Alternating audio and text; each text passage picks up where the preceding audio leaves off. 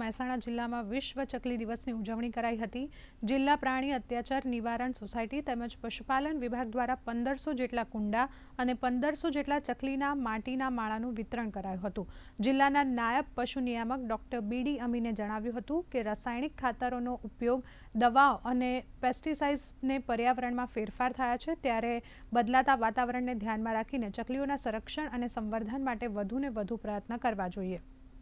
મહેસાણા જિલ્લામાં અમે 1500 કુંડા અને 1500 માળા જે આમ પબ્લિકને અમે આપવા જઈ રહ્યા છીએ। ચકલીઓનું જે આયુષ્ય છે એ વધે એના માટે આપણે ઘરે કુંડા અને માળા રાખીએ, જેથી ચકલીઓ તેમાં આવે, નિવાસ કરે।